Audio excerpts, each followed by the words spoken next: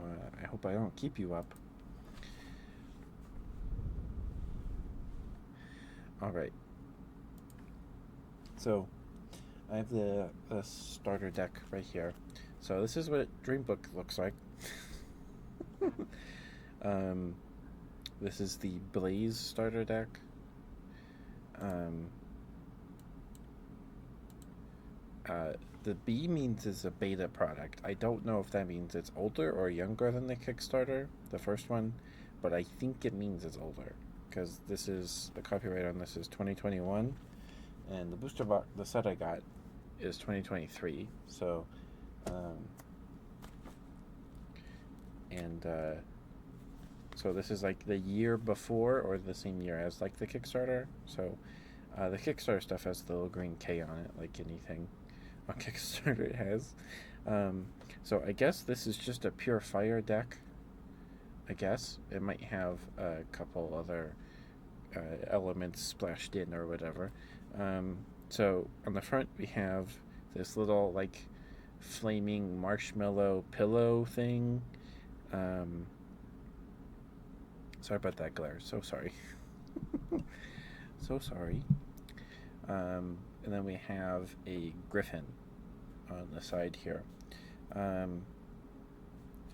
So this is the starter deck. There's no barcode on here, so this was not like, I'm pretty sure they only sold this stuff on their website. The booster box has a QR code on it, or not a QR code, a barcode. It has a barcode. Sorry.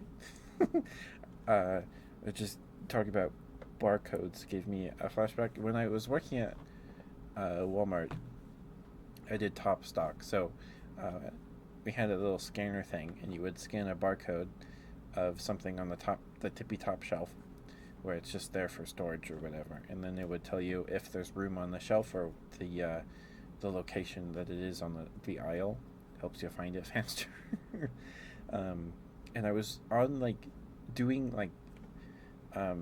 I was on the laundry detergent aisle or whatever, or the side that has like dish soap and dish soap and cleaning supplies and stuff. And at the end of that aisle is like a bunch of bottles of bleach and stuff.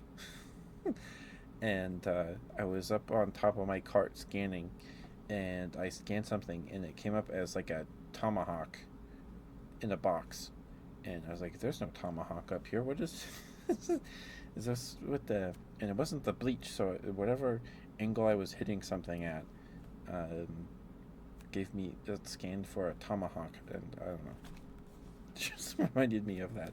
So, this is like the tightest deck box I've ever seen in my life, or packaging for a starter deck, structure deck thing. Because your Pokemon's is like tall, and then there's like some empty space and all of that. And I have this Metazoo box, but these came with a booster pack, so they had to be a little taller. And yeah, so on this side is the deck, and this side is the rule book and stuff. I just want to open this up and take the rule book out, and maybe take the deck out to look at the card on the top, so you guys so we both have a reference for what the cards even look like. So in here, and this is the guy that made it, Philip Siegel. So in here you get your 31 unique game cards, because Dreambook is a singleton game. You only have a playset is just one single card, like Commander. And 3 of those cards are hollow. You get a rulebook, a single player playmat, and 1 of 5 unique promo cards. So we're going to try to open this and just take the rulebook and the playmat out without spoiling what the promo card is. Can I even open this with scissors? So this has been sealed since 2021, I guess.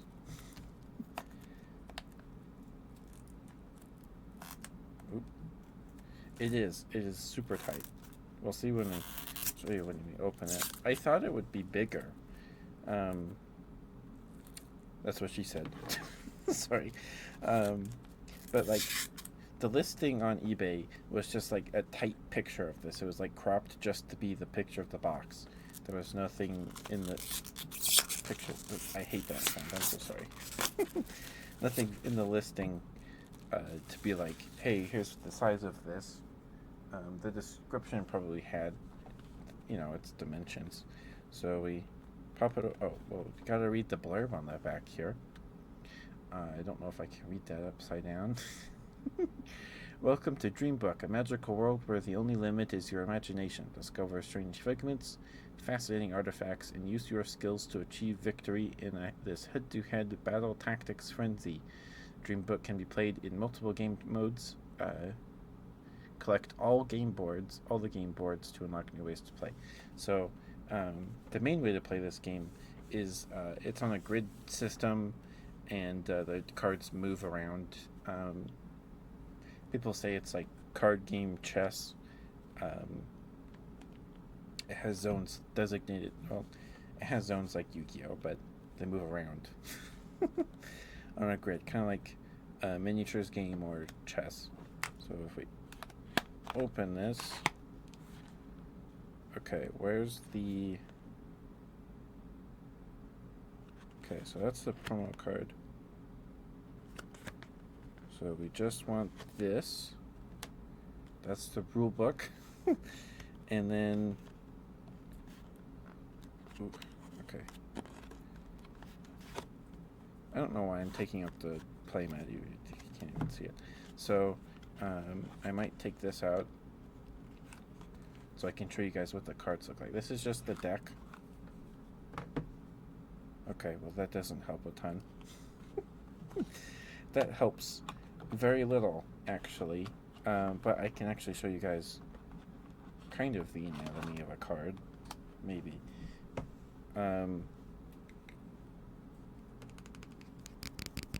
It's a nice sound. We're going to go through the deck on Tuesday, but I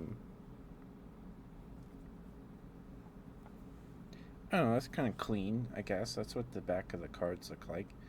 And then there were like alpha cards that had just like the Dreambook logo on it, and the border was black with like yellow or orange. Excuse me. But here's the rule book. This is surprisingly tiny. I mean, there's 17 pages. Okay. So, for reference, here's a 2022 MetaZoo rulebook. Are they the same size? They're about the same size, but this is like coated paper.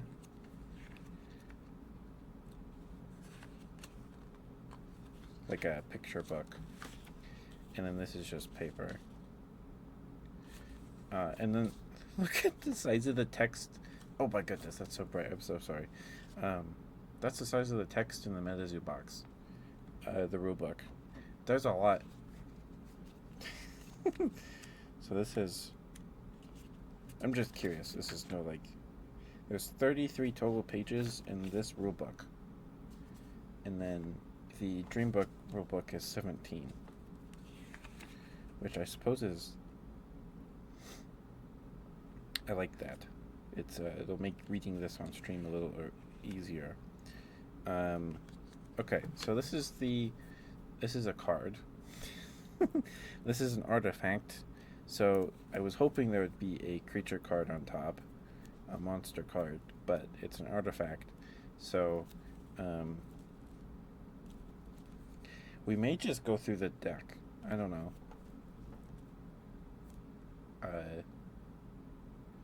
I don't know. But this is a statue of the goddess.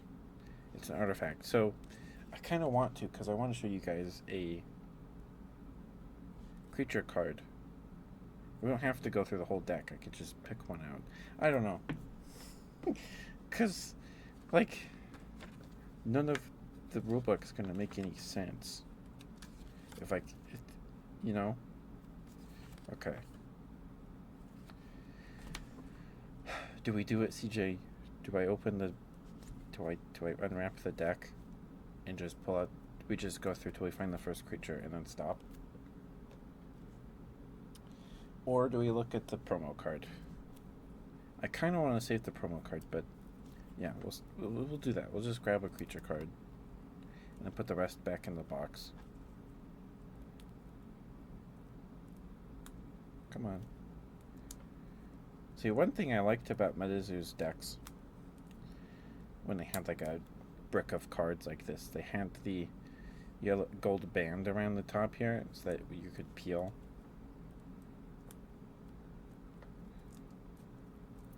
That was always nice. I don't know if I've seen anyone do that on recent memory. Okay. So we're just going to... Okay, well that's one of the hollows. I just want a creature. Okay, sure. We'll grab this one. These cards actually feel... So... They actually feel nice. They almost feel like playing cards. That's what the shuffle sounds like. They're coded. They're coded. All right, so the promo card's facing this way, so we can't look. Or I can't anyway. We just slide that back in. Cool. So here's what a creature card looks like. And then there are skill cards and artifacts, and they look pretty much the same thing. There's much less symbols on those. So this is a creature card, and this is like decently sturdy. I have the only cards I have on my desk right now. I have a wolf token, and I have a MetaZoo card right here. So this is what a MetaZoo card looks like. It's much... You can hear it. It's a little floppier. Well, they sound about the same. This, I can tell the Dreambook card is a little more sturdy. This, after, this is much thinner. This card still feels smooth, like it's coated. It's not just a paper card. And then same thing with the magic token. It's not as thick as the Dreambook card. It's floppier, which that's kind of interesting. I don't know. It's interesting, but they're both coated. They feel about the same. And then this is like, it like grips your finger. I don't know. It is coated. Okay, holding one in person after watching unboxings and stuff for the past week, because I was excited to open cards. I was like, let me watch openings of other Dreambook sets. And I have avoided openings of this particular deck, so I've never seen this card before, but you can tell it's sturdier. It doesn't wobble as much, which is cool. That's nice. It might be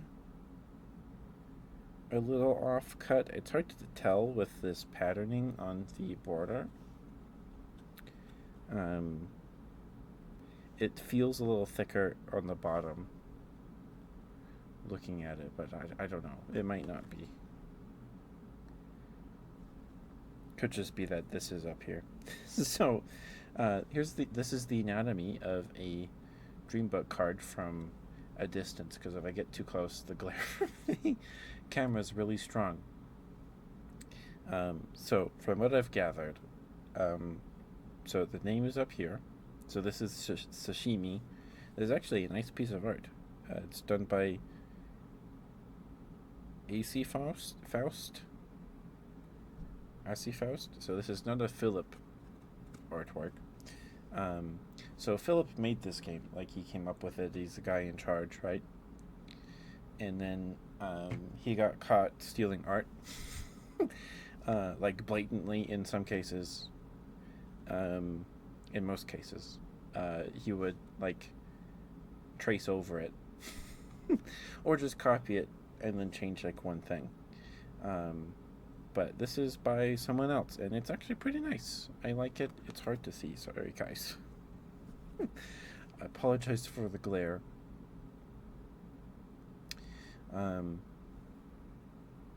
I can't turn the light off, otherwise you guys can't see it. So we have the name, the art, this right here with the boot. That number is their movement speed. That's how many spaces they can move. And then their creature type is in this box here. And the color of this box determines their summoning cost. And then the symbol right here is their rarity. It's determined by color. So Roy G. Biv, so red is like commons and stuff. So your rarest stuff, I think, is just like a whole black symbol, or like violet, or your secret rares and things like that. So we have this heart, and then there's cards with other symbols, which we'll figure out when we read the rule book. This number is its total HP. This shield right here is its defense. So on one side is a P, the other side is an M. There's two kinds of damage in this game. There's physical and magic damage. So the number next to each letter is how much you subtract from the damage being dealt to it. So Sashimi has one physical defense and one magic defense. And then this gem, this is how many gems you get when you kill the monster. So if you killed my Sashimi, you would get 1 gem from killing him. Gems are a resource. You get 1 gem per turn, and there are other ways to rack up gems. The star right here, the number of stars is their strength rating or something like that. Excuse me. And then this symbol right here in the corner determines their element type. And then we have its attack here. It's a little harder to see from here, but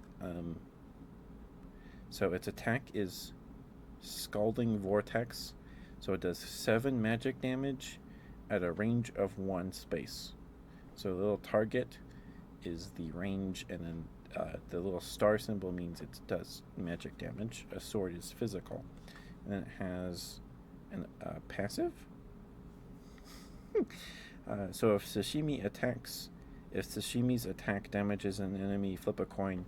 If you get heads, that card cannot move during the owner's next turn. So it can, it restricts them with the power of its Scalding Vortex. That's kind of flavory, I guess. And then this star symbol, I think, is like activated effects, so you have to activate their attack. And then there are white symbols, which I think are just passives, mean that the text is passive. And yeah, so that's the back of the card. These 4 symbols here in these windows, in these boxes, are the symbols that creatures can have on them.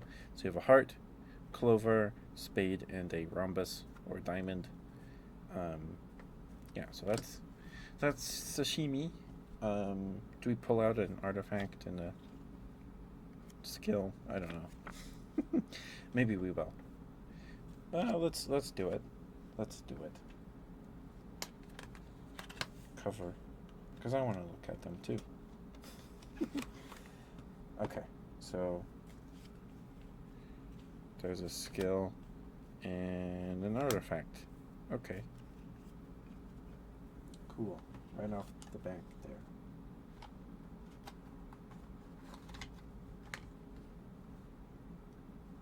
Okay.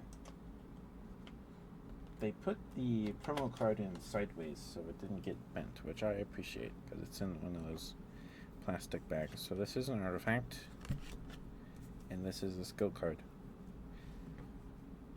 don't know why this skill card is gray. But these are like pretty much the only card types in this game. There's skills, creatures, and artifacts or figments. This artifact in particular is an equip card. And this is a skill. This one's is gold. The box there is gold, and this one is silver. It looks like silver to me. And this symbol is orange, so it might be an uncommon, and this one is orange as well. So maybe those are both uncommons. So I'm going to try and read this. So I don't know if this will make good ASMR, but I'm having a good time. So you guys will just have to put up with it, I guess.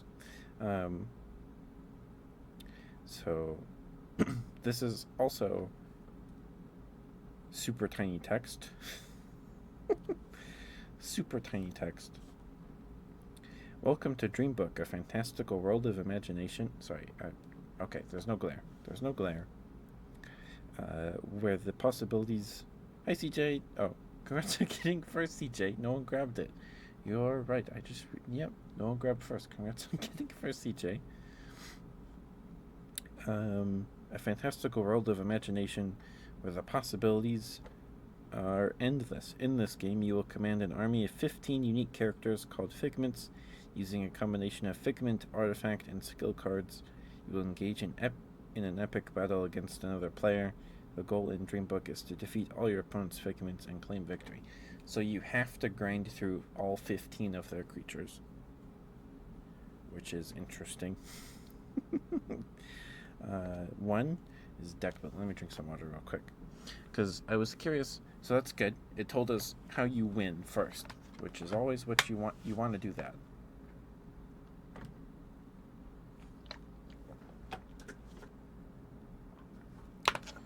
Hi, Clips. What is that? There's like a light right there. Is it a glare from something? I think so. Oh, it's probably from my wastebasket. It's not on my screen, so. But hi, Clips.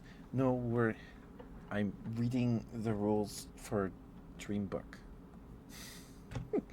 For Dreambook. We're gonna open. We're going to go through the deck more on Tuesday, and then I have a booster box right here to open on Tuesday as well. I talked about this beginning of stream, but the seller I got these from have a bunch of these, and they're like the only guy on eBay selling these booster boxes. So I'm very curious how they came in to be in possession of a bunch of like unwanted dead card game boxes, but they are regardless. And I don't know if you guys can see this, but the back of the box is bowed out, and this right here is sunken. It's dented. That one Shark Boy and Lava Girl clip. Yeah, maybe that inspired this. I don't know. So from that, we can deduce that this box was not the bottom box in like a case, because this is bowed out. So this has been sitting on another box with a box sitting on top of it, at least for a very long time. A very long time. But we're reading the rule book, so when we open the booster box and stuff, I can know what the heck, if a card's good or not. Well, but I hope you're doing alright, Clips. Mr. Electric, have him sent to the principal's office and have him expelled. Yeah. That and like the Spy Kids one where they get stuck in the video game. I watched Spy Kids movies when I was little. My favorite part was when all the little animals, like the flying pig and the scorpion guy, they got like big, and then they fought the bad guys or something, and then there were the henchmen that were like made of thumbs.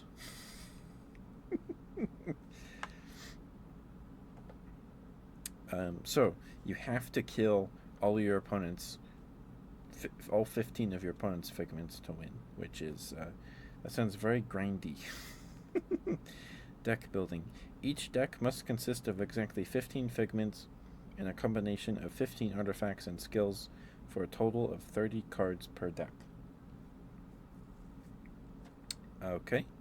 A deck may only contain figments of one element indicated by the colored symbol in the bottom right and 1 or 0 alignments indicated by a black or white symbol in the bottom right. Every deck must contain at least one bronze rank figment to start the game.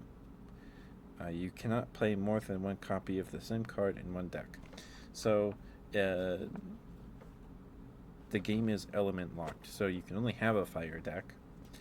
But there are, I don't know if this deck has any in there, but there are Dream and Nightmare aligned cards, which have a swirly symbol if it's dreams, if they're a dream figment, and if it's like a white star and a black circle. Those are nightmares. And you can't have a deck with dreams and nightmares. You can only have one or the other. I didn't actually know it was like element locked. That's actually kind of annoying. I don't know if I'll be able to build a deck out of this box with just one element and have it be good, but we'll see. And then there's a list of elements here. There are a ton. There are more than MetaZoo. So MetaZoo has, I think, about how many? So these are all the elements in MetaZoo. There's 1, 2, 3, 4, 5, 6, 7, 8, 9, 10. MetaZoo has 10. This game has 1, 2, 3, 4, 5, 6, 7, 8, 9, 10, 11, 12, 13, 14, 15, 16, 17, 18. Almost double. Which is that's a lot. And if they're element locked, if decks are you can only have monocolored decks in this game. That's pretty bad. So you have Terra, Aqua, Blaze, Storm. This deck is a Blaze deck, so it's red. Cosmic, Diablo, Stone, Luna, Soul, Sky, Valentine, Trickster, Swamp, Frost, Machine, Draco, Crystal, and Ghoul. Okay. That's page 1. Excuse me. And then you have alignments, which are Dream, which are white cards, and then Nightmare are black cards.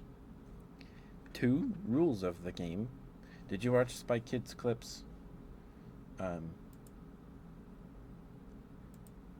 I only really remember bits of the one with the flying pig and stuff, and then the movie one is more the one where they're stuck in the game. It's a little more fresh in my memory because I think that's the last one I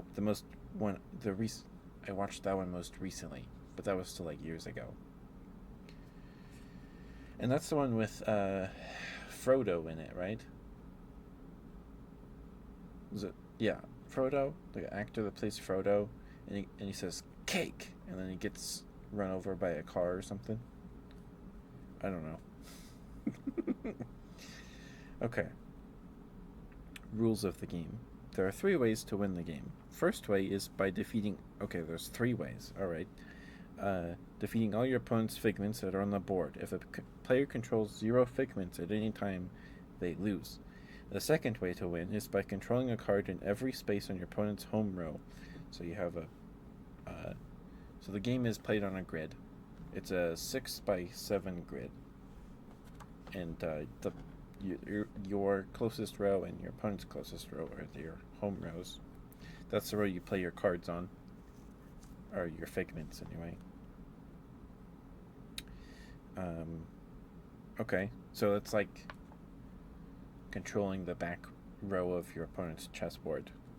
I guess I'm not very knowledgeable about chess. The third way is when an infinite game state occurs. The player with the highest total heart count on the board wins. So that's your total HP of all your creatures, or the total number of heart symbols on the board, I guess. So the game has, I guess that's a contingency in case someone breaks the game. To start the game, each player shuffles their deck, then places it in the deck zone, right here. That's a Yu-Gi-Oh deck zone. Then each player draws 5 cards. Okay, I was wondering the hand size, because your deck size is only 30. So you're drawing through a sixth of your deck. Am I doing that math right? Is that how fractions work? Because 5 divided by, or 30 divided by 5 is 6. I don't know. So it's a hand size of 5, like Yu-Gi-Oh. Choose one bronze rank figment. So fish is, or sashimi here, is a bronze rank, because this box here is bronze. So you can play sashimi for free. You don't have to spend gems. So you have to have a bronze rank creature in your hand for the. Are there mulligans? Let's see.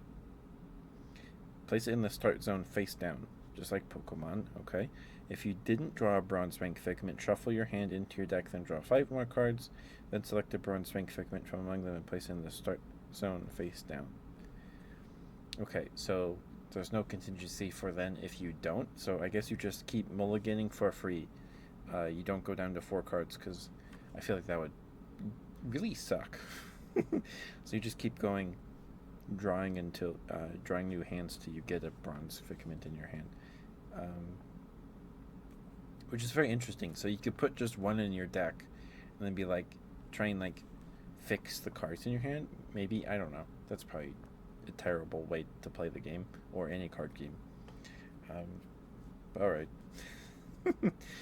Page 3, rules and strategy. To decide who goes first, either use a die or a coin. If using a die, determine whether the high roller or low roller will be the winner. After deciding, each player rolls the die. The person who won the die roll gets to decide if they will go first or second. Okay, pretty standard stuff. If using a coin, one player will flip the coin and the other will call either heads or tails while the coin is in the air. If the player who made the call was correct, they get to decide who goes first. If not, their opponent gets to decide who goes first. Okay, and then we have turn phases here. Playing your turn. Each turn resolves in the following phases. Start phase, on your start phase, so the beginning of your turn, you draw 1 card and get 1 gem.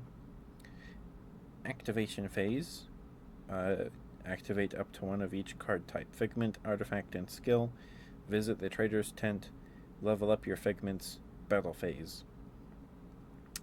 Move and perform all in action with each of your figments. So, okay, that's interesting. I was curious. Welcome back from the ad break. Thank you for sticking with me. Thank you. I don't know if you guys missed much, because we're still reading the book, but we're going through the turn, the phases of your turn. And during the battle phase, you can move and move and perform an action with each of your figments. So you get to move all of your creatures on 1 turn, which is, I suppose, makes sense, but also sounds like a lot. So before battle phase, so beginning of turn, you draw a card and get 1 gem, which is your resource. Activation phase, you activate up to 1 of each card type. So you can activate Sashimi, and if he had an activatable ability, you can activate that. And then you could activate your artifact and a skill. And then level up a figment. So I guess some creatures have level up, level 5 Star Magician or whatever it's called, level 5 Armored Dragon, into level 7 and stuff. There's a level 3 Armed Dragon into level 5 and then level 7. So there's lots of Yu-Gi-Oh influence in this game, or some. I don't know if any of the creatures in this deck, the starter deck, have level up cards, but okay. And then you go into battle phase, you move and make actions with all your creatures. Then you end the phase, or enter end phase, and then you pass turn to your opponent, and certain effects will trigger in the end phase. Okay. Sorry, let me drink some water.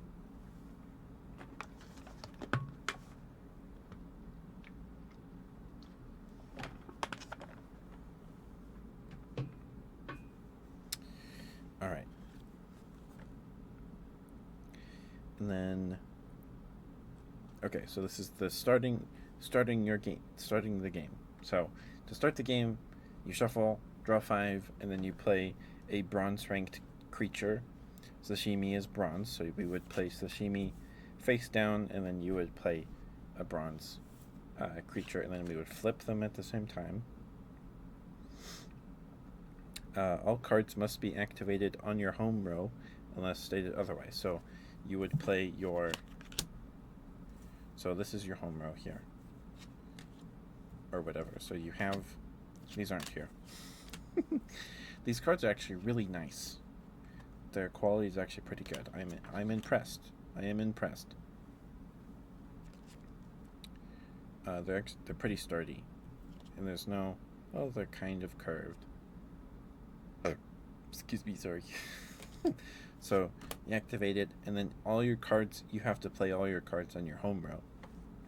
Which, alright. Unless stated otherwise. So, reverse Sashimi. And then you cannot declare an attack on your first turn, but you can move. So Sashimi can move 3 spaces, so that's just 3 card lengths. And then they'll be behind my monitor. But Sashimi can move 3 spaces, so you could go up here, then here, and then up here. I don't think you can move diagonally. If you want to move diagonally, you have to go hoop, hoop, hoop. Okay.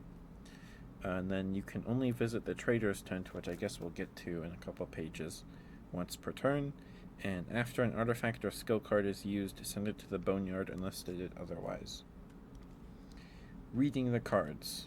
Symbol legend. So this game actually has less symbols to keep a track of compared to Medizu. Hi Toto, thank you for being here, sweetheart. Thank you. Mwah. Sorry, I don't know if this is good ASMR.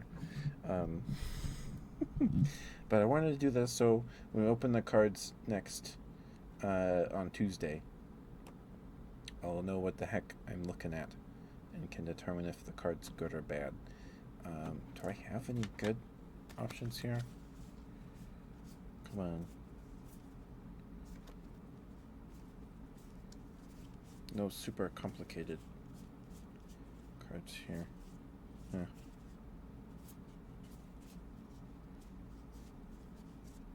Oh.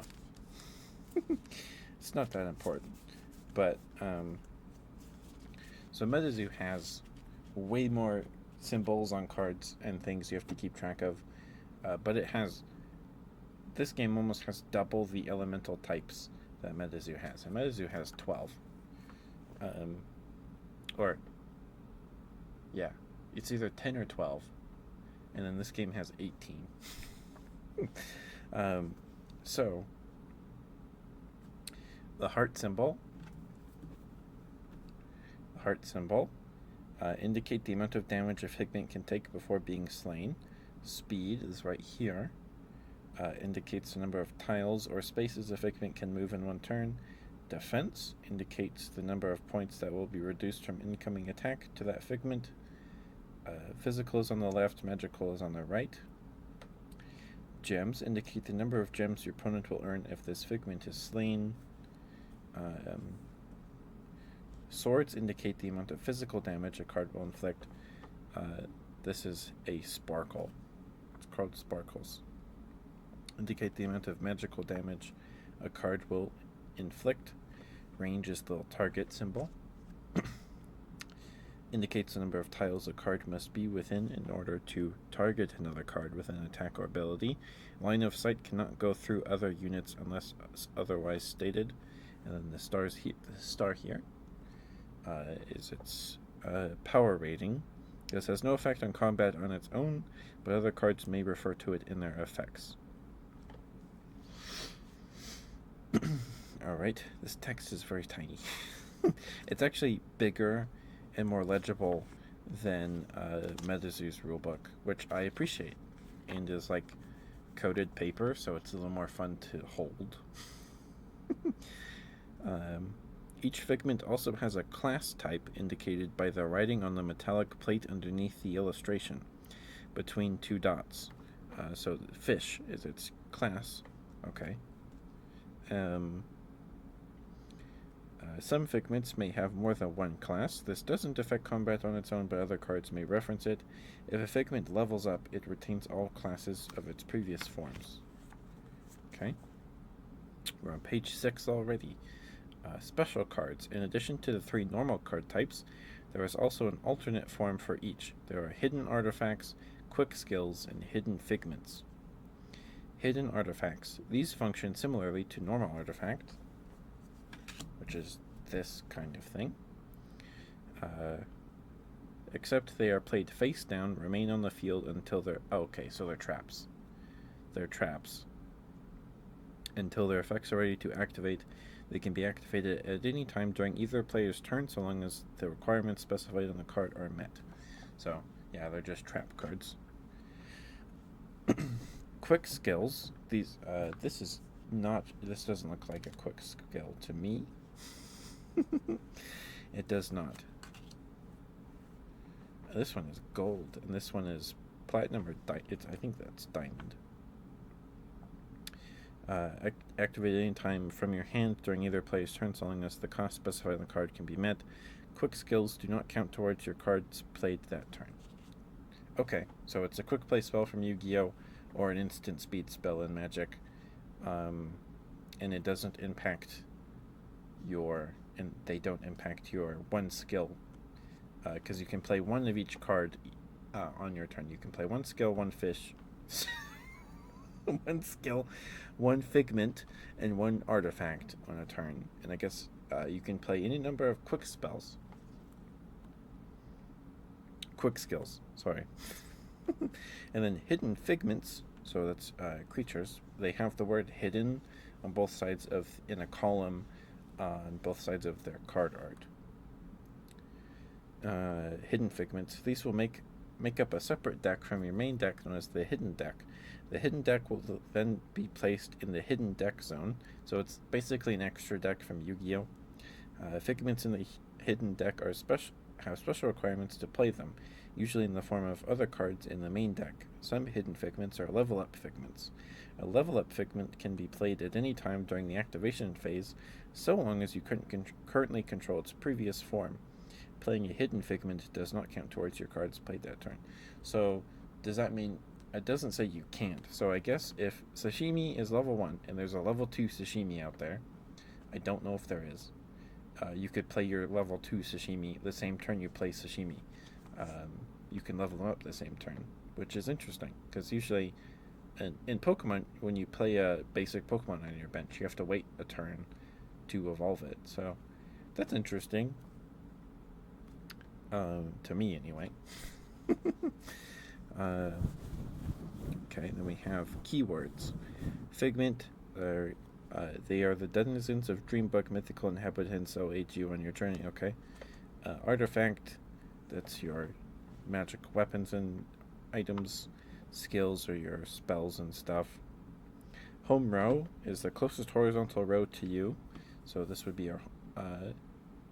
our home row here, if I turn these all around. These are all on our home row. And then we have 2 rows on our side, and then our opponent has 2 rows, and then their home row. So there's 4 rows between your and your opponent's home rows, and then there's 7 spaces. So there's 6 rows, and then 7 spaces across. The closest horizontal row to you. the player. This is where all your cards must be activated unless otherwise stated. If you don't have any room on your home row, you can't play any cards. Also, if your opponent controls a card in every single space on your home row, they win the game, and vice versa. So I wonder if there's like decks built with just super fast creatures in them, and you just like bum rush your opponent's home row as fast as possible. You would need you'd have to play a lot of creatures really quickly, though. Attack, an active ability that deals damage. Sleep, the affected figment now must flip a coin during the end phase of each turn. If heads, they wake up. Figments that are put to sleep cannot move or use active abilities. Poison/burn, a figment that is poisoned or burned will take 1 damage during the end phase of each turn. So you could just have one or the other, but like it's probably flavor-wise, like you have a plant guy poisons you and then a fire guy burns you. Stun, a figment that is stunned cannot move or use active or passive abilities for 1 complete turn until the start of the turn of play. Until the start of the player's next turn. So stun is just a more effective sleep. That you just put them to, yeah. That's the same thing as sleep, but you don't get to flip a coin to try and break out, which is that's cool. But yeah, poison and burn do the same thing, which is kind of nice because you don't have to keep track of. Because poison and burn and Metazoo are very different. Poison is just passive damage at the end of every turn, and then burn only hurts you when that card takes an action. So that's actually kind of nice. Kind of nice. They're essentially just different flavor-wise. Alright. Keywords continued. Slain, the term for when a figment's health reaches 0. Play, the term used for activating a card. Extra play. This means a card does not count towards your 3-card activation limit for the turn, one of each type. Alright, here we go. So this black star here in a creature's text box is an active ability. This is an action a figment can take during the battle phase. After performing an active ability, a figment cannot move for the rest of the turn. And passive ability is a white star. This is an ability. Sorry. This is an ability that will trigger automatically when specified and can be used in addition to an active ability. Boneyard. This is where figments are sent to when they are slain, after a skill or artifact has been used, or when a card is discarded from your hand. The Shadow Zone. Some cards are sent here when specified. Cards are removed from the board when sent here. So it's your graveyard and your banishment zone or exile zone. Cure. This allows you to remove 1 debuff from a figure. Buff. This means a figment gained stat bonuses in some way and is indicated by a buff counter, a white bead. The same buff cannot be applied to a figment more than once at a time, unless otherwise stated. If a figment receives a buff granting damage bonus of any kind, even if they do not have that type of damage normally, it is added to all their attacks. Okay. So, like, our sashimi here attacks with magic damage, so if you give them a thing that attacks, gives them bonus physical damage, it'll increase their magic damage anyway. Okay.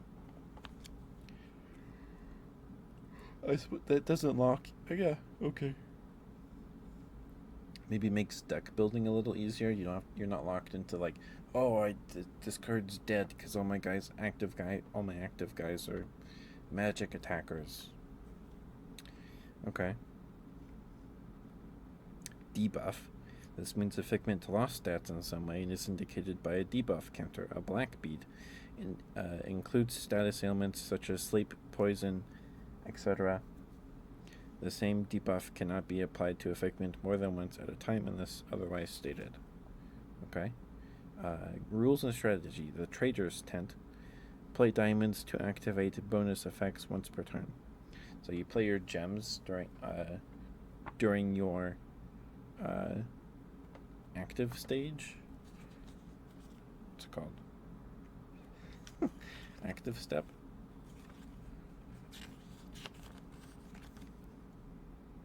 your activation phase. So that's like your main. So you don't have a second main phase. You have your main phase, then battle phase, and then your turn ends. Like Pokemon. All right. So then you spend gems to do things on your activation phase. To visit the trader's tent. So you can spend 2 diamonds to get a good luck charm. Look at the top of your deck. You may play one card from your hand, or place one card from your hand on the bottom of your deck. Then add the card you looked at to your hand, or put it back.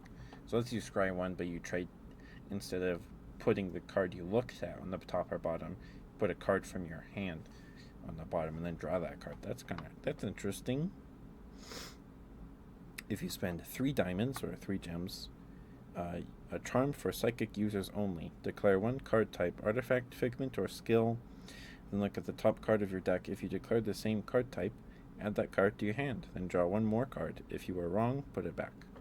So you still get to look at it regardless.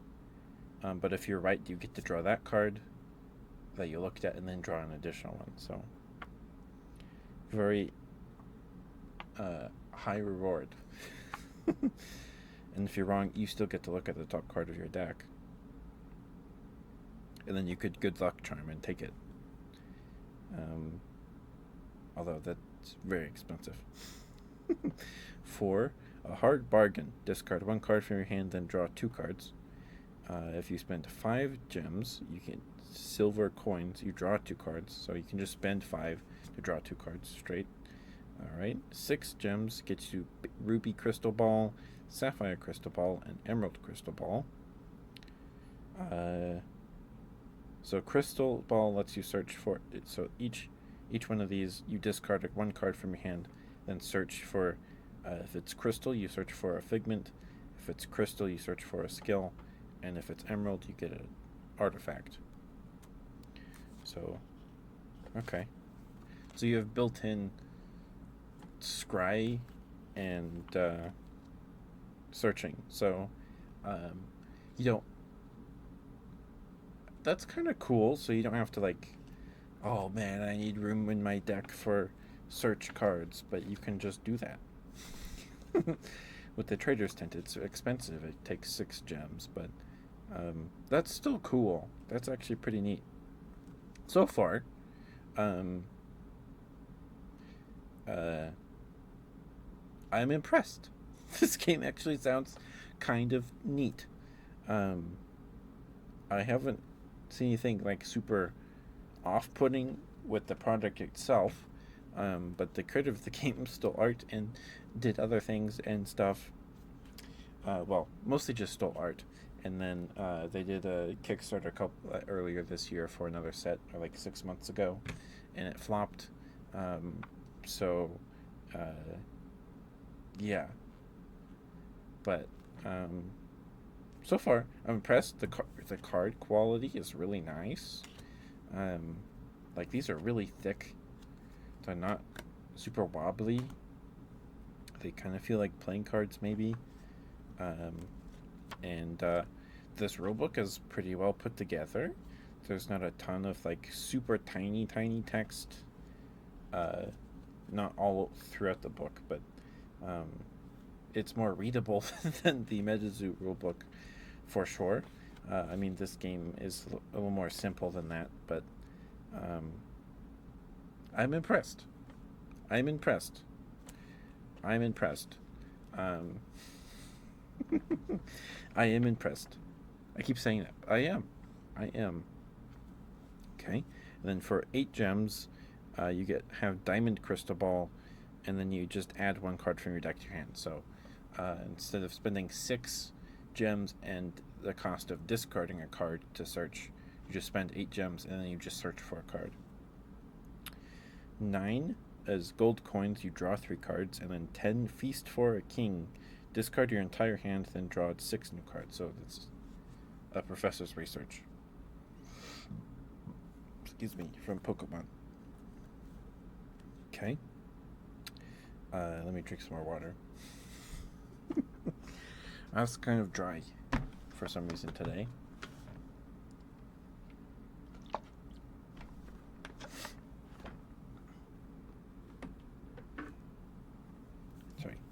guys can look at them like this. It's fine. And then we'll read what these artifacts and skills do. There's a lot of text on this card. Actually, there's a lot. Okay, and then keywords extended. This is page 11, so we have 6 more pages. Blocked. This indicates an attack will do 0 damage. Miss indicates an attack will miss. Equip. This indicates an artifact. This artifact, the Gilhad of the Flame Forged. I don't know if I said that right. Gilhad. Is an equipment artifact. To play this type of card, activate it by playing it to an open slot on your home row. Then select a figment you control to use the equipment. Place the artifact card beneath the figment you chose, with the top or bottom of the card showing so that both players can see that the figment has an equipment artifact attached. A figment can equip a maximum of 2 artifacts at a time. Land. This indicates an artifact that is a land artifact. Land artifacts can be activated by playing them anywhere on the board, up to the furthest row in which you control a figment. So you can play it up to, like, so sashimi is like 1 row away from our opponent's home row. We can play a land next to sashimi in that row. Cool. Up to the furthest row in which you control a figment, they will always have a heart rating as well as offering other effects. They can be attacked just like figments. When they run out of hearts, they are destroyed. Okay, so they're attackable. So you could play it up there against your opponent's home row. You could play it on your opponent's home row if you have a figment there. Okay, that's another way to block up spaces on your opponent's home row. Interesting. Okay, page 12. Still more keywords. The rest just keywords.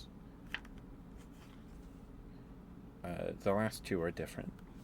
So the rest of the book is just pretty much keywords. Prevented. This indicates an attack or ability will not successfully land on the target. If an attack or ability is prevented, the figment whose action was prevented may not attempt to perform another action this turn unless otherwise specified. However, they can still use their passive abilities. Cursed. This is a status condition which brings a figment's magic defense to 0, regardless of other buffs, debuffs, and modifiers. Okay. So you can eliminate sashimi's 1 magic defense if you wanted by cursing it. Priority. The turn player always has the first action at the beginning of each phase of their turn. This is referred to as priority. Colored magic. So sashimi's magic symbol is actually red. It looks red to me, but it might be orange in this. It looks red in this lighting. I'm gonna say it's red. Some magic may be colored differently than the default magic symbol, sparkles. This doesn't affect anything on its own, but some cards may interact with different colors of magic. The symbol depicted here is purple magic. Okay, so sashimi's magic is red. It doesn't affect damage or anything, I guess, but some other card effects may reference colored magic. Okay. Target. Anytime a figment uses an attack or ability that has a target symbol on another figment or card, they are targeting that card. So if they have an attack with the target symbol, that means they target another card. Okay. A figment cannot target itself with its own attack or ability unless otherwise stated. In addition, some cards may use the word target in their text. If a card uses this word, then it is also referring to the same mechanic. Okay. Teleport. This allows a figment to move to a specific space regardless of its speed or other obstructions. Token. Some cards will generate tokens. They are used to keep track of certain things in the game and have mechanics specific to that card, to the cards that use them. A token can be represented by anything you choose and should be placed on the card or space to keep track of it. Airborne. A figment that is airborne cannot be targeted by an attack with 1 range, so couldn't be targeted by our sashimi here.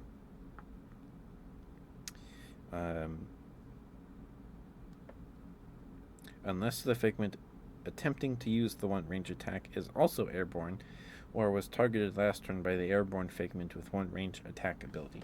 Okay. So if your airborne guy attacks a guy that doesn't have airborne, the next turn he will be vulnerable. Okay, that's going to take a bit to keep track of for sure. Going to take a bit to remember. I don't know if any of the cards in this deck are airborne, but they basically are flying against things with a range of 1, which makes sense because you're just hitting in front of you, so flavor-wise, you're not hitting in the air. If you have... yeah, whatever. You guys get it. Fatigue. Once a figment has moved or performed an action, it will become fatigued. A fatigue figment cannot move or perform an action for the rest of the turn. Okay, so we can have Sashimi move up to 3 spaces. So we move Sashimi here and then attack, and then it can't do anything else for the rest of the turn. Gotcha.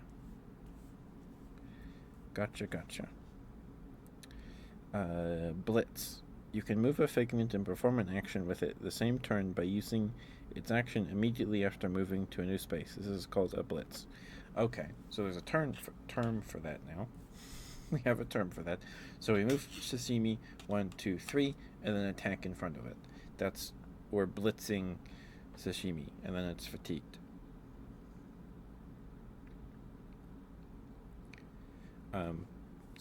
But that makes it sound like you can only move an attack if you move up to their full movement and then attack.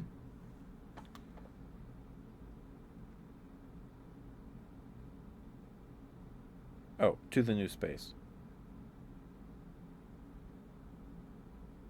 After moving to the new space. So, never mind, you can just move 1 and then attack. Yeah, because that would suck. If you could, because then if you're blocked in, you can just move and then you can't attack at all or ever. So, makes sense. Hi Dulo, thank you for being here, sweetheart. Thank you. It's good to see you. No worries. I'm just reading this rule book for the Dreambook card game. It's actually, I'm impressed. I'm impressed. I had heard and read very bad things about the guy that made it. He stole art, or traced art anyway. That's like the worst thing. But the game is actually, through reading the rule book anyway, it actually sounds kind of cool. And the card stock, like, these are super sturdy cards. You can hear it. I have a magic token. Right here, I have a Thopter token. That's the Thopter token. If I take Sashimi here, you can hear it. They're actually really sturdy. They're nice and smooth. They're nice. That's what the card back looks like.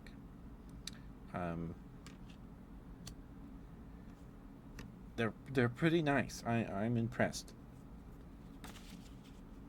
I'm impressed.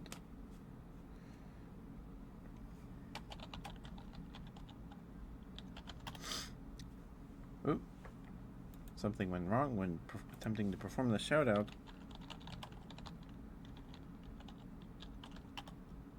There we go. Okay.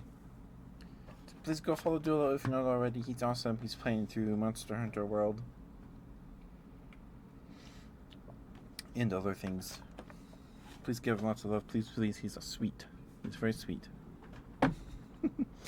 Okay, we're almost done with the rulebook. Alright.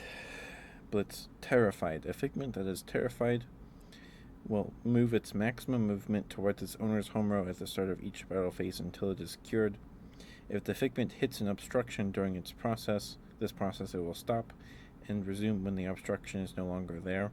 If a figment becomes terrified mid-movement, it stops moving. Okay.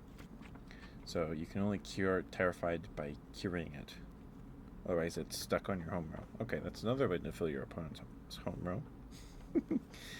Hope cure effects are not super hard to get a hold of for me, because I only have the starter deck and a booster box. Conjure. This is a word used interchangeably with playing a figment.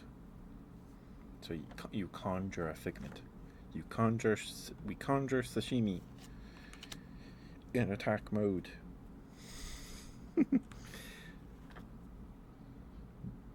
Excuse me. Extra conjure, used interchangeably with extra play. So extra conjure is just you're playing an extra creature on your turn. And then special conjure, some figments will require special conditions to be met in order for them to be played. This is considered a special conjure. Playing a hidden figment is always considered a special conjure. So you have your standard normal summon, and then you have ways to get extra guys out, and then the special summon from your extra deck, your hidden deck, is separate from those. Okay. Set. All cards can be set. This means you play the card face down on your home row. You must still pay the rank cost. When a card is set, it cannot be used unless it is activated, which can only be done by its owner during the activation phase, except for hidden artifacts and quick skills, which can be activated anytime as long as its requirements are met. Setting a card counts as playing it, but it is not yet in play. However, activating a card that was already set in a prior turn does not. Okay. So you could set up you can take your turn, set your monster, so you can set sashimi and then set a skill and this. You still have to pay their cost that turn, but then on the next turn you can activate it for free. Right?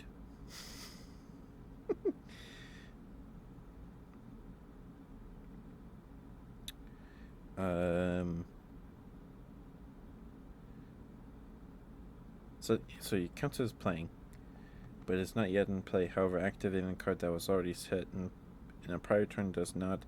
A player can attack a set card to find out what it is, in which case the card will be flipped face up. If it is anything other than a hidden artifact or quick skill, the card will immediately be considered as in play and will remain face up. This does not mean it is activated. If the card is a figment or land artifact, their passive abilities will immediately come into effect and calculate damage as normally on the attack. If all of a player's face-up figments are slain, the game ends, even if they controlled a set figment. So, I'm still not understanding why you would set a card if you still pay the cost. Do you pay the cost when you activate it?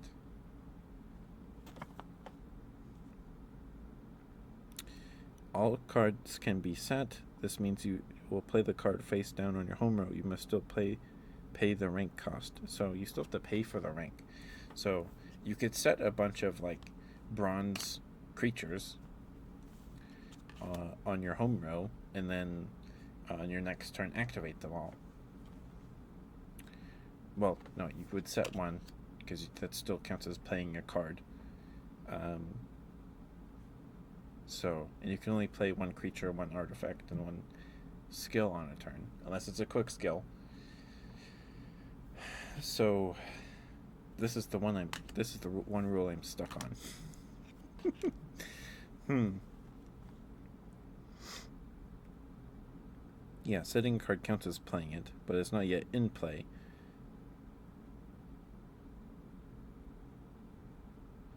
And so you would do this, and then you activate it. That does not count as playing it, but because you already played it. I don't know. You could do that, and then like make your opponent think, oh, this could be a trap. I'm not going to attack it to keep a space on your home row safe. Maybe I could see that. Okay. All right. And now we have what the symbols in the corner mean. So, heart means it's a mortal, not immortal, just mortal. If a figment has a heart symbol indicating its health points, it is mortal. Divine, if a figment has a yellow diamond indicating its health points, so this yellow diamond here on the back of the card, it is divine. Divine figments are shuffled back into the deck they came from when they are killed. or when they're slain. So that's interesting. So you probably could fill a deck with just divine creatures, and then you just keep cycling through your deck. Because decking out is not a game loss. You just keep playing.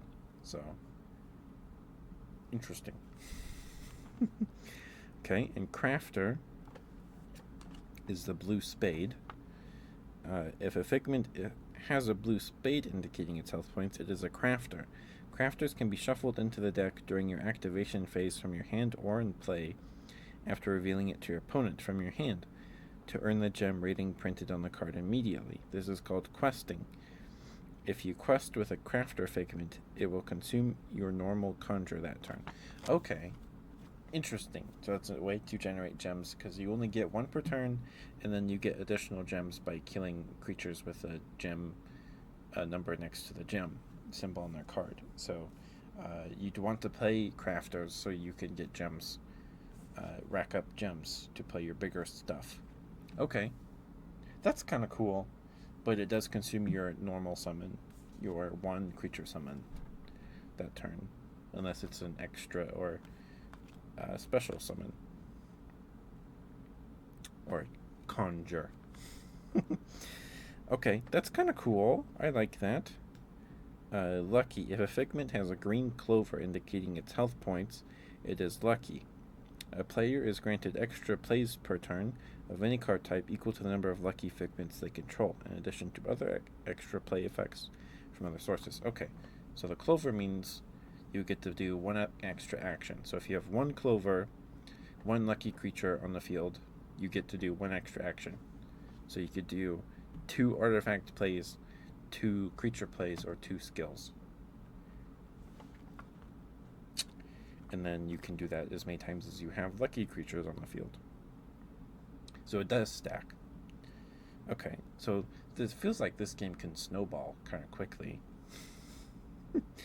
Maybe. It could. It sounds like it could, for sure. Searching the deck. If a card allows you to look into your deck for any reason, always shuffle the deck afterwards unless otherwise stated. Okay. No, we're on the last 2 pages. Alright, so this has the card rankings. Every card is assigned a specific rank. You can determine this based on the color of the plate underneath their type. These are card ranks in their respective costs. So bronze. So sashimi is free. Silver, there's no silver card here, but it costs 1 gem to play a silver card. Gold, so blazing cyclone costs 2 gems. So you'd have to wait 2 turns to cast this, or kill somebody's creature to get extra gems. Okay. Platinum is like a greenish color. That's 3. So Gilid the Flameforged is a diamond. It costs 4 gems. And then Obsidian is just a black, matte black box. This card requires another card in order to play it. That's probably the cards in your hidden deck, your extra summons, your special summons and stuff. In order to play a card, you must pay the cost in accordance with its rank. Then we have element groups. A deck can only contain figments of one element unless all the elements in the deck are from the same element group. So you can't have multicolored decks. They just have to be in the same group. So Earth group is green, brown, and dark green. So that's terra, stone, and swamp. The water group is aqua, that's blue. Luna is dark blue, and frost is light green. Okay. Fire, so blaze, so that's what sashimi is. Soul is orange, and machine is steel. So this is a steel skill. Maybe. Maybe. Wind. The wind group is storm, which is gray, sky is light blue, and Draco, which is turquoise. The light group is cosmic, or yellow, valentine, pink, and crystal, light pink. Dark group is Diablo, it's purple, trickster, light purple, and ghoul, yellow green. Okay, so you can't have dual colors, but they have to be in the same grouping. Okay. Cool. And that's the rule book. Give me 1 second. Enable my nose real quick, and I'll be right back.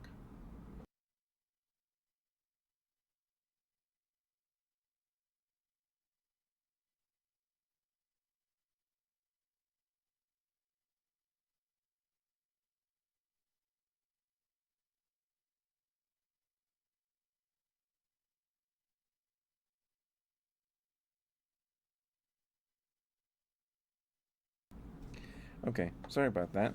All right, let's read what this artifact and skill does. We'll start with the artifact.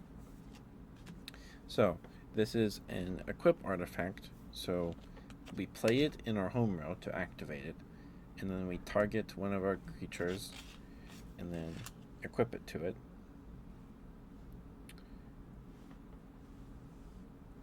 Like that.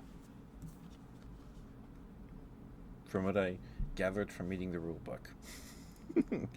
So this is Gilad the Flame Forged. This is by Cal Walkers, 2021. So it's a battle axe and some fire. When you play this card from your hand, you can special conjure Desmond the Red Knight. Okay, so this is also a card that special summons a guy from our hidden deck. And equip this card. This card can only be equipped to a warrior, mercenary, knight, champion, or hero with a power rating 4 or higher. So we can't equip it to our sashimi, and then they have to have 4 or 5, 4 or higher stars for their combat rating. A figment equipped with this card ignores 5 physical defense when attacking. Excuse me, that seems pretty good. So I'm guessing Desmond is one of our hollow cards in the deck. But that's pretty cool. So we couldn't equip it to our sashimi here. And then Blazing Cyclone is a gold skill, so this costs 3 gems. Right? Right? No, 2 gems. And then silver costs 1. This is diamond. Yeah. So this costs 4 gems to play. And then this costs 2. So that's 2 sashimis worth of gems, or 2 turns, or what have you. Okay. Hi Caruso, how you doing, sweetheart? Mwah, mwah, mwah. How you doing? Sorry, it's been a quiet night, but that's okay. We read this rule book for a Dreambook card game. I ordered this starter deck and this booster box off of eBay to open up. I've talked about this game quite a bit on streams. Not as much as Medizu or anything. This game is, as far as I know, defunct. There hasn't been any new product for over a year. They had a Kickstarter, from what I hear, 6 months ago that flopped. Broke out of the teddy bear. Yeah, we did. We do handcam ASMR like this every Sunday. But this is the booster box. So we just read the rule book. And these are the 3 card types. We have artifacts, creatures, and then skill cards, or our spells. Focus. And then the color of this box determines the cost to play it. So bronze is free, silver is 2 gems, gold is 3, or 2,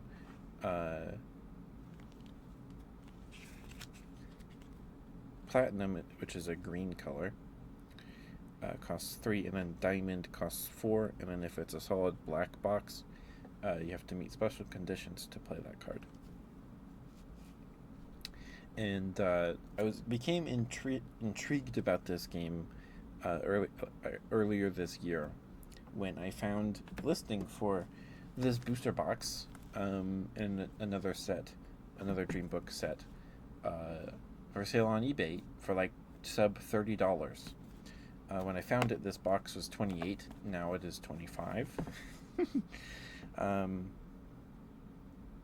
So I was like, "What is this game?" Because the box is super cheap. Maybe that would be fun to open and try. It's super cheap. I looked into it. Found like a 40-minute video by this guy that did trading card game stuff, news and opinion pieces in 2020 to like 2023. And he just ripped apart Dreambook's Kickstarter, one of Dreambook's Kickstarters, and I was like, man, glad I didn't buy it, because it sounds like it sucks. Because the guy that made the game, Philip, had been caught multiple times stealing art, tracing it anyway, changing a couple things, and in some cases, practically just putting the same art on a card, multiple times, at least 4 times I know of. So yeah, and so I was like, okay, this game is going to be. I didn't know what to expect about the game because there's no videos on YouTube of anyone like playing the game. Not really. It's all openings, and there's not even that many of those. But it plays on like a grid system here. We can pull out the play mat now. We can look at that, I guess. Gotta be careful because there's a promo card in here that I don't want to see till we open the booster box. But here's the playmat. Oh, with the turn faces on there. Okay, so this is the same like coated paper that the Medizu playmats are made of.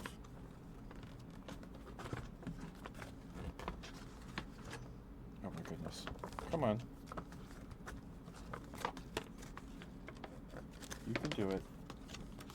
So, here's what your side of the board looks like. So it's played on a grid system, like a miniatures game or chess. Is chess a miniatures game? I don't know. So you have your home row here, this highlighted row. That's where you play all your cards. And if your opponent controls every space in your home row, they win, because then you can't play cards. And then you have 2 rows between on your side, and then your opponent has 2 rows, and then their home row. So it's a 6x7 grid. Very niche. People probably open it to show the artwork and accessories rather than actually play. Yeah. Yeah, it was just really strange because I was like, how do you play this game? Because everybody's like, this game's really fun, guys. You guys got to play it. It's really fun. And then I did find a channel that had like 3 videos on it by this guy that was breaking down the basics of Dreambook, but he only did 3 parts, so we didn't finish it. So when I discovered the boxes on eBay for like stupid cheap, I didn't buy any because I didn't know how to play, because there's no how to play video on YouTube that I found or gameplay. So I didn't buy a box because I wouldn't know how to use the cards until last week. I ordered the deck and the box on Monday. It got here yesterday on time, which is great. It's nice getting stuff on time, and because this deck was like $15, which is pretty good. That seems average for a starter deck or a structure deck these days, at least compared to like Pokemon. Anyway, Yu-Gi-Oh's I think are still like $12, maybe they're $15 now. I don't know. But after opening this deck box, this is also like the tiniest box for a starter deck I've ever seen, but there's no barcode, so I'm guessing this is sold direct to consumer or via like some thing.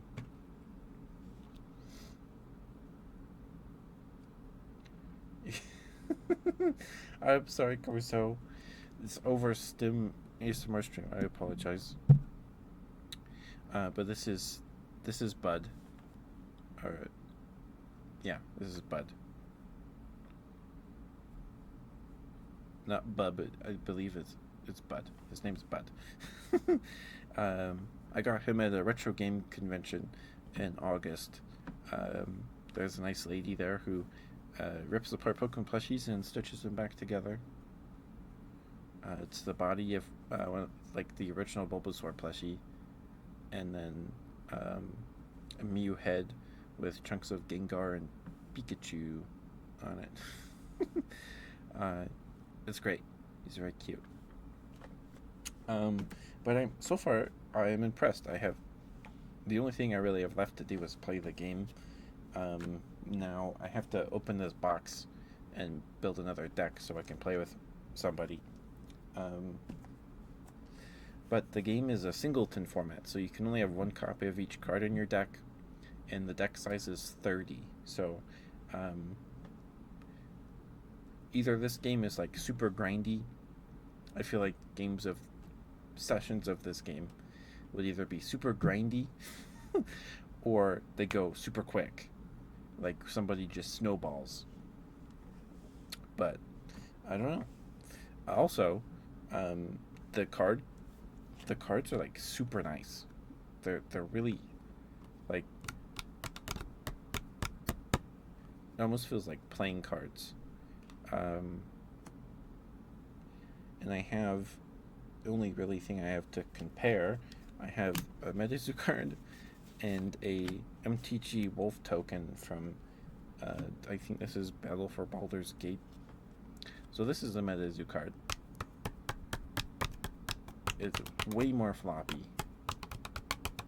and this card still feels nice, but it's not nearly as smooth as this card. And then this Wolf token. It is a Wolf token, so I don't know if they put as much quality assurance in tokens, but sorry, it's pretty floppy. Then you compare it to this. They're very sturdy cards, which is great, and they have nice feel. I don't know if shuffling them would be great because they are kind of sticky. They kind of grip, but they feel nice. I would feel better about dry shuffling these with shuffling these sleeveless because of how sturdy they feel, but I'd still want to sleeve them. But yeah. So yeah, this is like, I'm very happy I decided to open the deck because I had a good time reading this rulebook. Actually, it's pretty easy to understand. It's only 17 pages, 4 of that being like keywords. But it got to the point. The first thing it tells you is like the premise of the game, and then it tells you how you win, and then how to build your deck, and then it goes into turn phases, rules, then turn phases, how to determine who goes first, then it breaks down the symbols on the cards, other card types, and then keywords and things like that. So this is 17 pages. The Medizu rulebook is about the same size, but it is 33 pages. Or 30, it's either 33 or 32. 33. And it is this size font through the whole book. It does not get bigger than that. Except for like explaining symbols and things. It's all this tight size. Like, this is like, it's smaller than Yu-Gi-Oh type font. Like, this is smaller than Yu-Gi-Oh font. It's crazy. If I had to compare this game with one of the mainstream card games, probably Yu-Gi-Oh! I believe Philip, the guy that made this game, came up with it. Took lots of inspiration from Yu-Gi-Oh! Yes. And then here's this rule book. Still very tiny, but it breaks up with bigger font when it can fit bigger text. Um, it's also like coated paper, so it has a little more nicer feel to it. And it's only 17 pages. But I would compare it to Yu-Gi-Oh! In that there's zones, and you can only summon one guy. There's no resource cards like energies or lands. Does the box come with a magnifying glass? No. No, that's probably not in the budget, but you can only play one creature, one artifact, and one skill, or your spell cards are called skills. But then there are quick skill cards, like instant speed cards in Magic, or quick play spells in Yu-Gi-Oh!, where you can play them on your opponent's turn, anytime, and on your turn, and they don't count towards your one skill. So they're probably like healing effects and stuff like that. But we'll see. We'll find out Tuesday.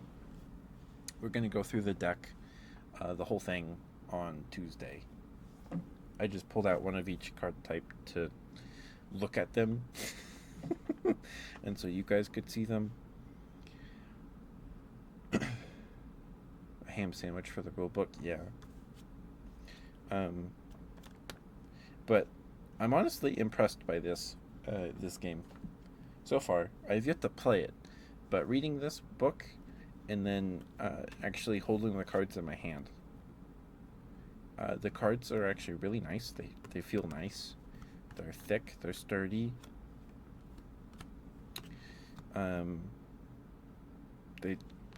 You can probably, I feel okay with shuffling these dry with no sleeves, but I'd still want to shuffle them with sleeves because they still kind of grip each other, but not that much. So the quality control is pretty good on these 3 cards anyway. And I'm impressed by this rulebook. It's pretty concise. It's 17 pages. They do a lot of things right. They tell you how to win first. Like, one of the first things that you read is how to win. The main win condition anyway. And yeah. I mean, I play lots of card games. I already play a lot of card games. I play Magic. We play Master Duel. I've played Pokemon, so I kind of, I can grasp the things a little easier as a, someone who doesn't, but I don't know. I don't know if there's an updated rulebook. This is the beta rules. If it gets the rules across, it does its job. Yeah, it's 17 quick pages. 4 of them are just breaking down keywords, which is necessary. That is necessary. But it's not 33 pages like the MetaZoo book on like type 1 font. So on white paper, I don't think I've read this whole book. I don't think I've ever read through a whole MetaZoo rulebook. Maybe I have. But MetaZoo just kind of plays like Magic. If you know how to play Magic, you can play MetaZoo pretty easily. Anyway, so we still need to read what this does. So this Blazing Cyclone, its cost is to select a Blaze Magician you control. This is a fish. So I don't have a magician card right now, but you pick a fire magician, And then equip this card to a figment within 3 range of the magician you selected. So you pick a magician. So our magician card, we'll say this is our magician card. And then you equip this to a figment within 3 range of the magician you selected. A figment equipped with this card takes 3 final damage during the start phase of each turn and cannot move. After a figment takes damage from this card, its owner must flip a coin. If heads, destroy this card. So it's essentially your magician playing this spell, this skill, and you equip it to a monster within 3 spaces, and then they take 3 damage every turn during the start phase of each turn and cannot move. So you burn and then stun them with this effectively. But after they take damage, you can flip a coin, and if they get heads, they break out of the cyclone. So what does final damage mean? What does that mean?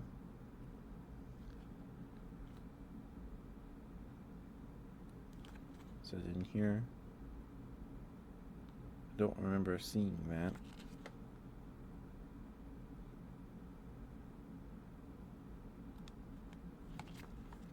Do they break down how combat works? Because they say final. I think maybe that means it's unaffected by defense. That would make sense.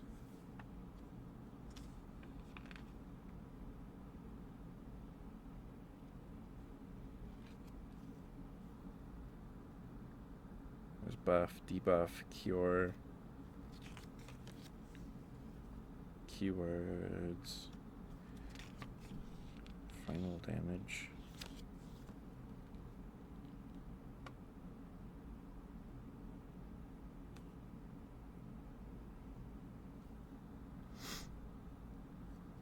Nope.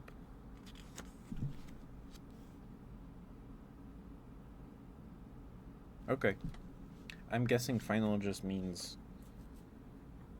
it's doing 3 damage no matter what.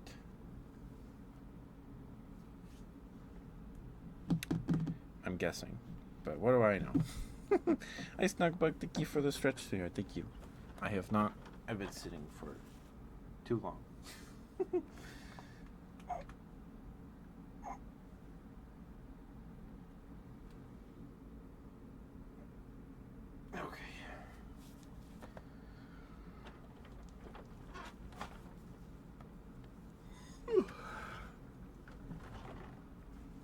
Goodness, it's already been 2.5 hours.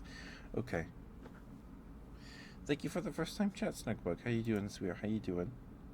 It is you, the blue. Blue. That's right. Okay. I knew your name was familiar. Hope we're doing alright, sweetheart. Okay. But wait, I'm getting tired. Should probably call it soon.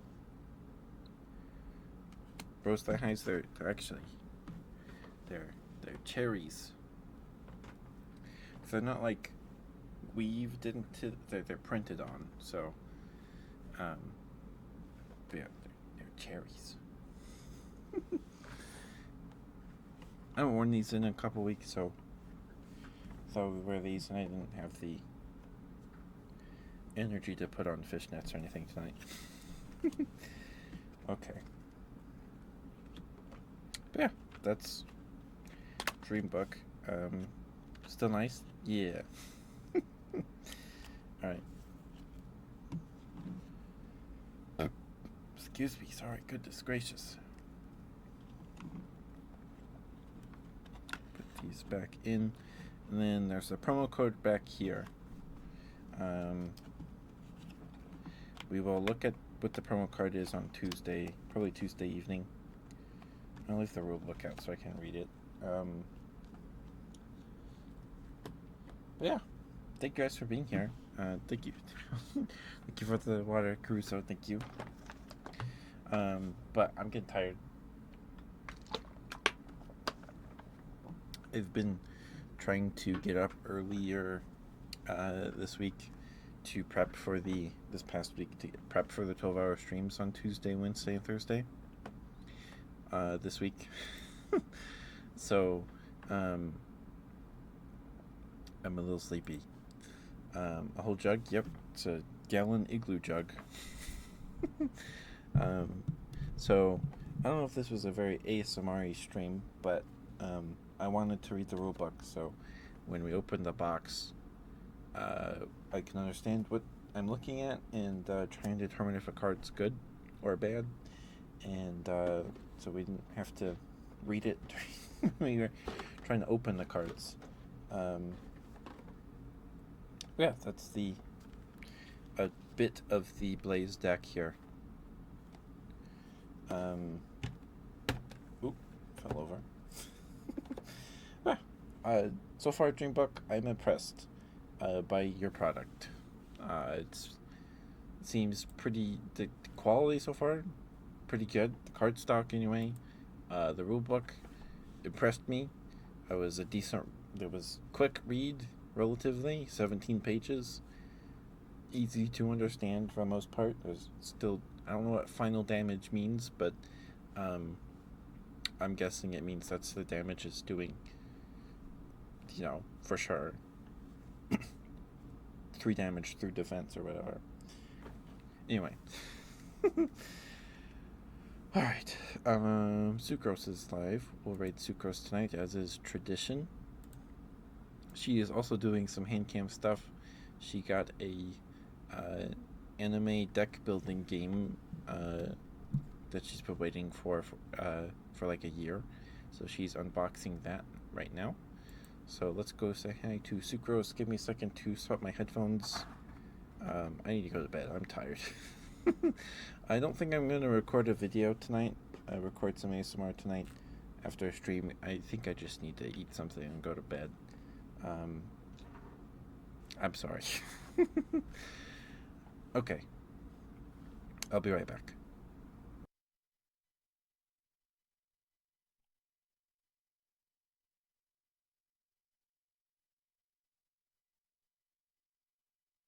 Oh, sorry if you guys were hearing Sucrose whispering.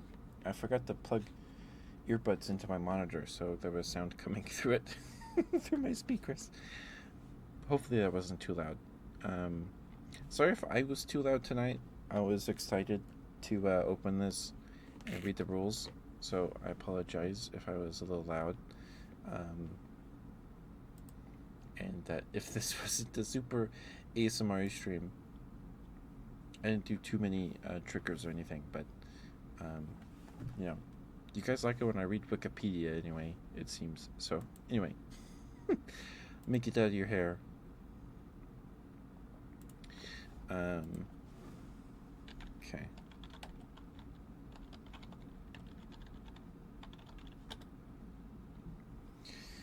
All right, but I'll see you guys tomorrow. Thank you for being here. Thank you for spending time with me tonight. Hope you all had a good weekend. Hope you all have a good week. I forgot to do the schedule tonight. I'll do that before I go to bed.